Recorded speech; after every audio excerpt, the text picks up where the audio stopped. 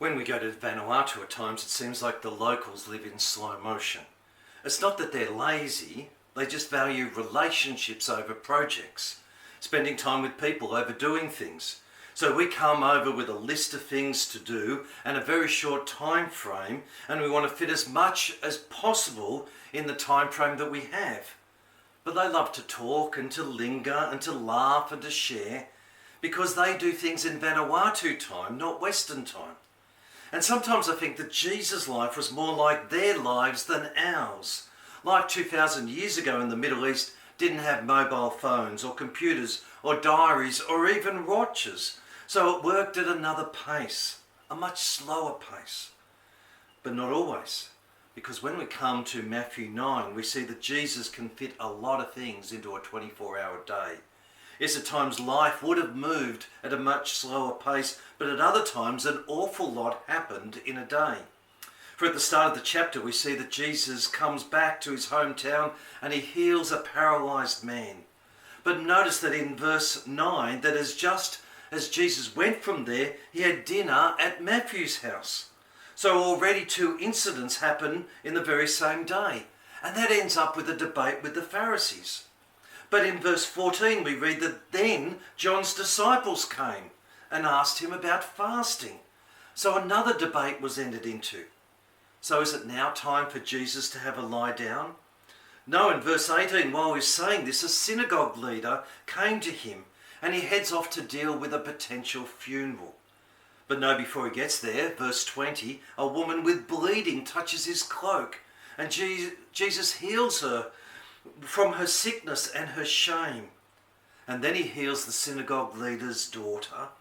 But in verse 27, as Jesus goes from there, he still has time to heal two blind men, and then according to verse 32, a demon-possessed man. And yet there's still time for one last debate with the Pharisees. What a day. Yes, Jesus does live in a totally different culture, one with a much slower pace. But at the very same time, he knows what it's like to walk in our shoes as well. He knows what it's like to be extremely busy, to be pushed and prodded by people all around him, to have very little personal space. Don't forget he had just 3 years to preach the gospel, to care for the sick, to model godliness and to set up the church that's going to go worldwide. How could he possibly do all of that in around 1,000 days? Well, we find out one of Jesus' secrets to doing that right at the very end of our passage.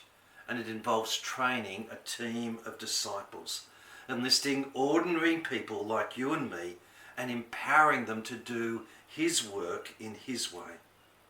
Now, is that something you and I can fit into our busy lives?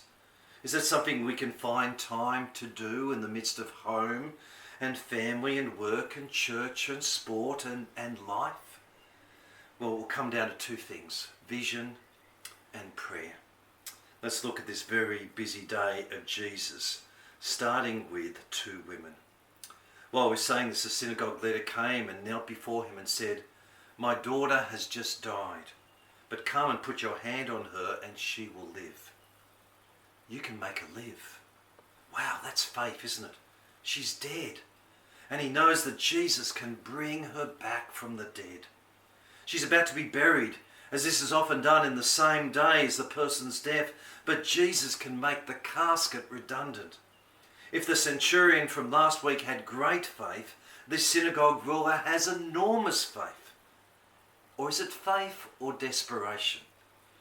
If that had been your daughter, been your sister, and she was just 12 years of age, you'd be devastated as well, wouldn't you? You'd be looking for any possible solution, at least until she died. But after that, there's no hope, is there? No doctor, there's no faith healer that can do anything for her, except maybe Jesus. He's able to help, but is he willing to help? Well, yes, he is. Jesus got up and went with him, and so did his disciples. But this is not the only needy person in Capernaum. There's also a woman who's been bleeding for 12 years, who is in a desperate need of Jesus' help. And it's an interesting juxtaposition, isn't it? A young girl, 12 years of age, who has died, and a woman who's bleeding for 12 years, still alive. And Jesus stops to talk to her. Now, how does the synagogue official feel about this? Jesus, we don't have much time to muck around here. My daughter has died. D-I-E-D. Do you get it? And that's more important than anything else, more important than anyone else. I know you're a busy man, but this is an emergency. But no, the synagogue ruler has to wait. Verse 20, just then a woman who had been subject to bleeding for 12 years came up behind him and touched the edge of his cloak. She said to herself, if I only touch his cloak, I'll be healed. Jesus turned and saw her. Take heart, daughter, he said, your faith has healed you. And the woman was healed at that moment. Now here's another woman in a desperate situation. 12 years she's been sick, 12 long years, but not just sick, but unclean, because her menstrual bleeding meant that she needed to separate for 7 days after any bleeding. But because this bleeding had gone on and on, this separation from others lasted not 7 days, but 12 years. And while she was separated, she couldn't be involved in any worship services, any parties, any weddings, any funerals. So this is not just physical sickness, but social isolation and spiritual separation. And I'm sure that would have caused her great emotional anguish as well. Like the synagogue ruler, she too is desperate. But do you think she's also a bit superstitious?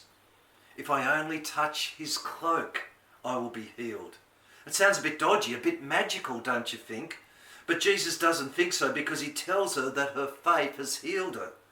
Now let's think about that for a second. If the woman asked Jesus to touch her, like the synagogue ruler is asking him to touch his daughter, then Jesus will become unclean. So out of deep respect for Jesus, she makes sure that doesn't happen. And she seems to have deep respect for the law, and so she doesn't want to break that either. So her faith leads her not to touch him, but the hem of his garment, because she trusts that even that, which is so close to Jesus, has power enough to heal her. And that's exactly what happens. It may look like her faith is imperfect, but I think it's bold, and I think it's brave, and I think it's beautiful.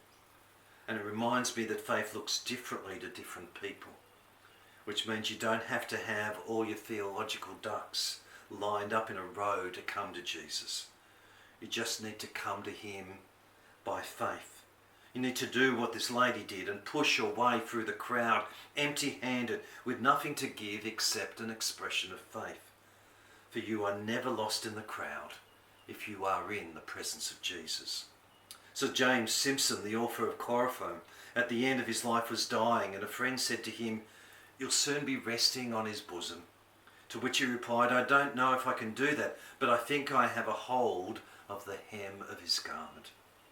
And friends, having a hold of the hem of Jesus' garment is enough. The hem of his garment is enough for power to be transformed from him to us. So just come to him in faith. Trust him for your suffering, your loneliness, your sin, your hurt. God's power is available to us right now. Power to heal often, but at very least power to hang on, power to be forgiven, power to grow in faith, hope and love. In this case it was power to heal, and when Jesus gets to the house of the synagogue ruler, his daughter receives the power of life itself.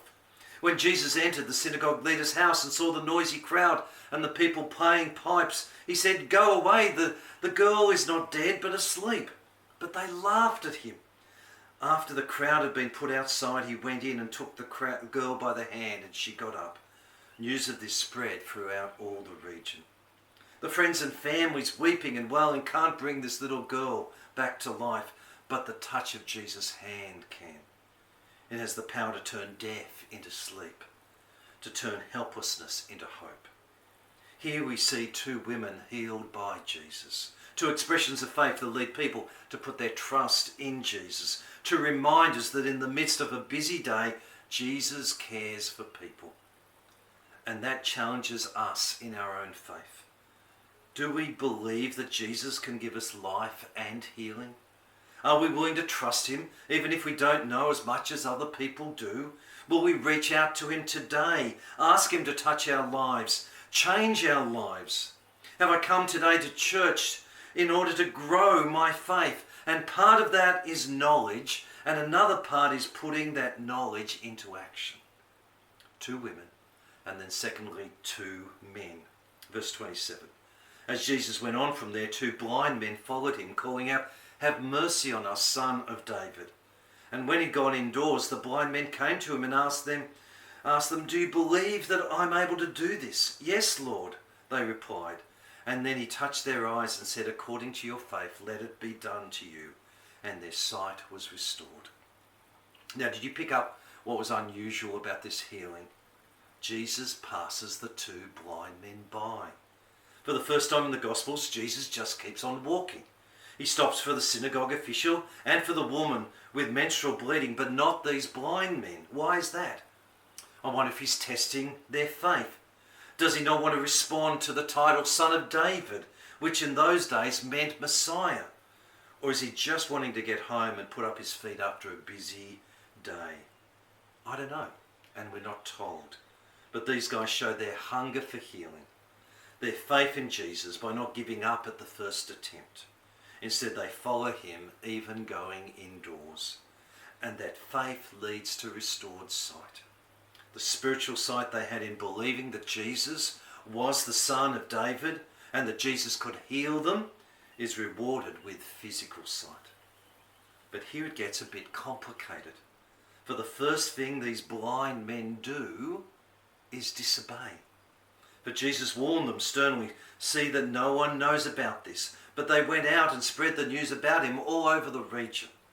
He gives them a direct command, don't tell anyone else about this, and that's exactly what they don't do.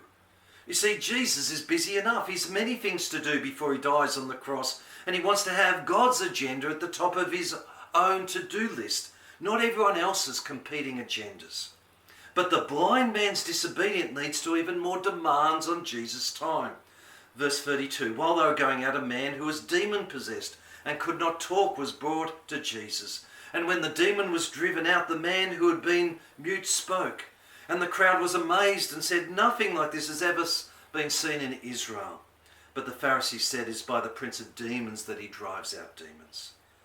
And that leads to a further clash with the Pharisees.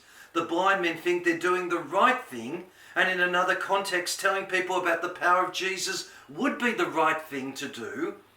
But faith is not about doing what you think is the right thing, but trusting that Jesus' word and that following Jesus' commands is the right thing to do. But before we get too hard on these blind men, sometimes we do the exact opposite. We're told to speak and we're quiet. Doesn't Paul say in Colossians 4, "Be wise in the way you act towards outsiders. Make the most of every opportunity. Let your conversation be always full of grace, seasoned with salt, so that you may know how to answer everyone." Now recently my mum moved into a retirement village, and as I was talking to her, she told me that the elder that used to be my elder at my home church and his wife were also, his wife was also an elder for that church, were living just around the corner in another apartment. So after we walked around the complex, we decided to drop in and see them. And they were not very wise in the way they dealt with my mum as an unbeliever. Instead, they were complaining about all the things that had gone wrong with my old church in the last year or two. Friends, we're told to preach the gospel, and instead we often go quiet. We're told to be gracious, and our words are often far from gracious. We're encouraged to know how to answer everyone, but rarely do we prepare ourselves for the questions that are going to come our way. We're told to make the most of every opportunity, but if you're like me, opportunity often knocks, and I'm busy with too many other things to even open up the door.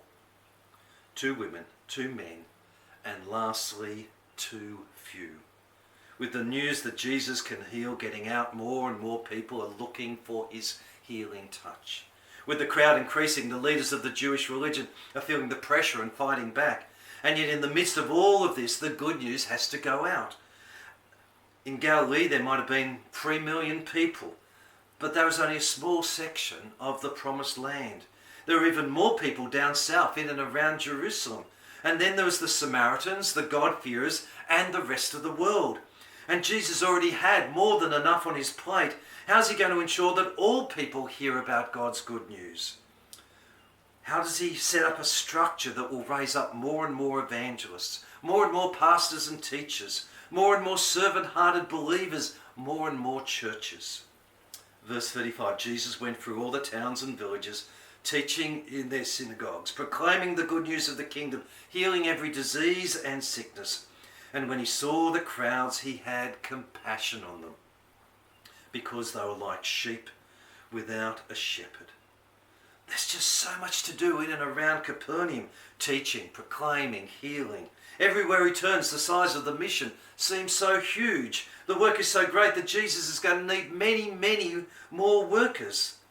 But I sense the disciples were using their man eyes while Jesus was using his mandate eyes. Everyone else was looking around with a me first type attitude, while Jesus' heart was filled with compassion. Notice he was not repulsed by the crowd's sin. He was not turned away by their illnesses. He was moved in his guts. He was stirred deep inside of him. Because before him were sheep without a shepherd, or maybe a better way of putting it is they were sheep without a good shepherd. For there were leaders who had been tasked with the shepherding God's people, but they were only looking after themselves and had forgotten about their flock. And Jesus knows that God's sheep, God's people, can't survive on their own. They need a shepherd who will feed them and protect them, care for them and love them. And ultimately, that is what Jesus came to do. Not just to heal, not just to teach, not just to proclaim, but to claim his sheep back and to bring them under the Lord's good shepherding care. And it is Jesus' compassion that gives him the eyes to see what others can't or won't see. Today we know that compassion is a good thing, but it wasn't always valued in the ancient world.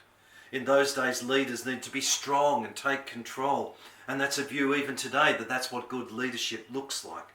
But Jesus' model for us is shepherd leadership, a servant leadership that's filled with compassion, that really cares about others, that is moved by others who are hurt.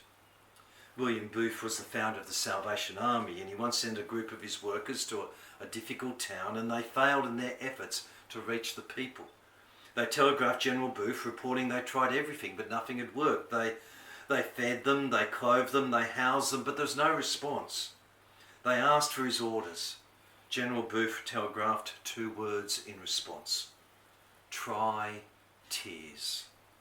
His point? Well, Jesus wept for his people, and he's the model of how we do ministry. He wept, and we should weep as well. Friends, I'm not a crying person, but I've got to ask myself, as I expect you to ask yourself, when was the last time you cried over the people in this church? Over the suburb that you live in? Over the nation that we are citizens of?